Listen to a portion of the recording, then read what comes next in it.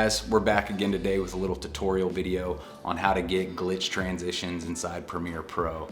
So after my last video, I had a few people ask me how I get those transitions, and it's pretty simple. Couple of keyframes, a Premiere Pro preset, and you're off to the races.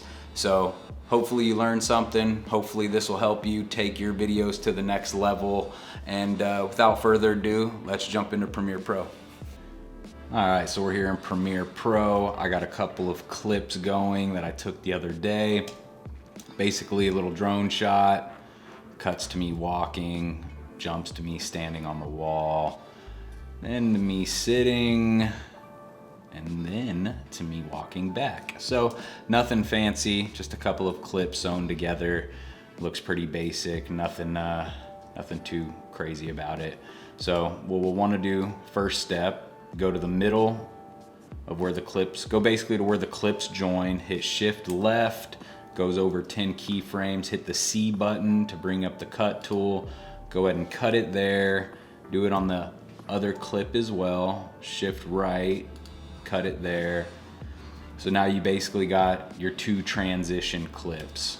Now what you want to do is go to that first clip, come over here to your effects tab, go to video effects, distort, and wave warp. So go ahead and drag that wave warp over. That's a stock Premiere Pro plugin. And as you can see, it kind of gives the little wave effect to the clip, making it look like this. So nothing too significant, just a little wave warp, but it's a good base. So then you'll go to that clip, come up to your effects controls tab, and you'll want to go to the beginning of the clip and go ahead and turn keyframes on for wave height, wave width, and direction. So then you'll want to press the right button, it'll go over a keyframe, and you want to go ahead and increase those values. You don't got to be too precise because it is just a quick transition, but as you can see, the screen just gets a lot more distorted. So then go up another keyframe and just bring it back down. You know, nothing too precise. Go to the next keyframe, bring it back up. Next keyframe, bring it back down. And you're done. So now you got a little transition, looks like that, a little jumpy, a little wavy. But to take it to the next level, you want to go ahead and go to the beginning of the clip and go ahead and turn on position keyframe. Go to the right. And what I like to do is go over to where it's showing the black background, go to the next keyframe, slide it over to where it's showing the other end, next keyframe, do it again. And on the last keyframe, I typically like to center it up. So then you'll go back to the beginning of the clip and you'll turn on scale. Go to the next keyframe, zoom in, next keyframe, zoom out. I typically don't go below 100, but it's your preference.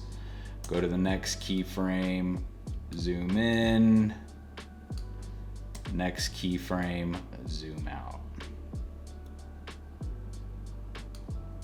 And that's basically it for the transition. So let's see what it looks like now. Right, gives you a nice little jumpy effect. So now what you'll want to do, go ahead and zoom in here.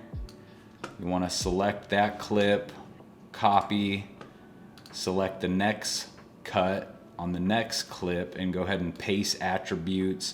Make sure that the effects is checked, wave warp is checked, hit OK. Now I basically copied over all those keyframes to the next clip. So then you're left with this. All right, so a nice little glitch transition. Pretty simple, pretty basic, but gives your transition a nice look. So also, I'll leave you guys with one more transition that I like to use, maybe like a little bonus, you know what I mean? Little bonus tip. So go to the middle of the clip, shift right, go ahead and cut there, Go to the other side, go ahead and cut there. Let's scroll in a little bit so we can see a little better. All right, and then you'll go over to turbulent displace. So go ahead and drag that on your first clip. This one's a little bit more simpler, doesn't require too many keyframes. So then select the clip, go up to your effects controls tab, go to the beginning of the clip, and you'll basically scale it.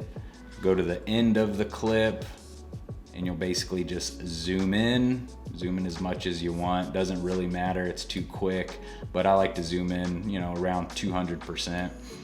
And then drag that keyframe to the end of the clip. And then for your next clip that you're joining to, you want to go ahead and drag that turbulent displace onto that clip, and you'll basically just do the opposite. So you zoomed in on the first clip, so you want to start zoomed in on this clip, about 200, scale it, go to the end, scale back out to 100%,